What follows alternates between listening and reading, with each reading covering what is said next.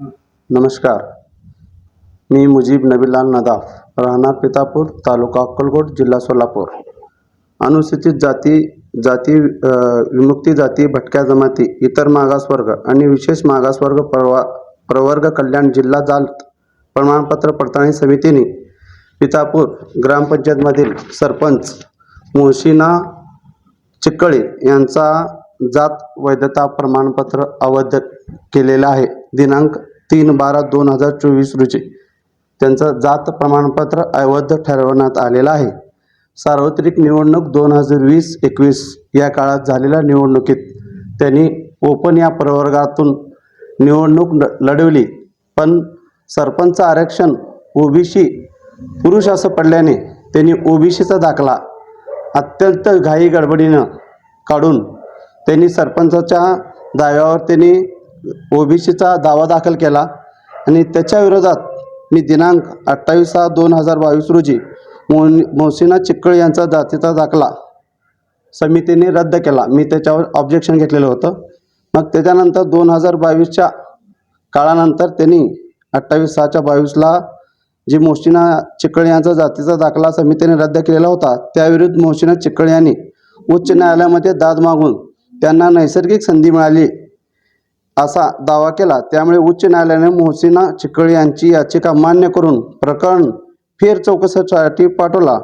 प्रकरण फेर चौकशी आल्यानंतर मोहसिना चिक्कळे त्या जुला जातीच्या असल्यासंदर्भात कोणतेही ठोस पुरावे दिलेले नाहीत. त्या विणकर संस्थेचे रेकॉर्ड मोहसिना चिक्कळे यांनी सादर केलेले होते. ते सर्व रेकॉर्ड संशयास्पद होते व त्यामुळे दक्षता पथकाला देखील त्याचे ठोस पुरावे सापडलेले नाहीत. मोहसिना चिक्कळे या झुला जातीच्या असल्याचे सिद्ध न झाल्यामुळे त्यांचा झुला हा जातीचा जात प्रमाणपत्र जिल्हा जात प्रमाणपत्र पडताळणी समिती यांनी अवैध करून जप्त करण्याचे आदेश दिलेले आहेत. तसेच सदरहून जात दाखल्याच्या आधारे घेतलेले सर्व फायदे परत करण्याबाबत संबंधितांना आदेश दिलेले आहेत.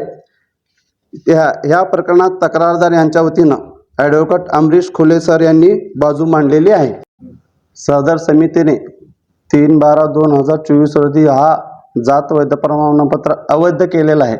परंतु मोहसिना चिक्कळे यांनी सदर ओबीसी जातीचा दाखलाचा उपयोग करून सरकारची गंभीर स्वरूपात फसवणूक केलेली आहे. तरी सदर जात पडताळणी समिती यांनी फक्त जात वैधता प्रमाणपत्र रद्द केलेलं आहे.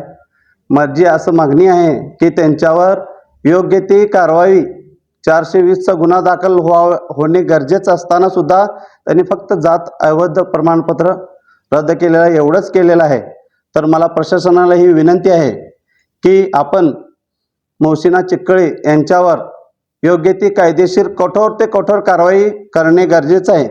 आणि ह्या मोहसिना चिक्कळे यांच्या पाठीशी कुठला हा नेता, कुठला हा आमदार आहे जी इतके दिवस जात पडताळणी समितीसुद्धा 2-2दा कोर्टाची ऑर्डर झाले असताना सुद्धा आम्ही कोर्टात कोर्ट कंटेम्प्ट करणे जो आम्हाला भाग पडलेला, कुठल्या नेत्याच्या आधारे, कुठल्या कुणाच्या आधारे हा सरपंच मोहसिना चिक्कळे एवढे आजपर्यंत आमचे न्याय मिळण्यासाठी उशीर झाला.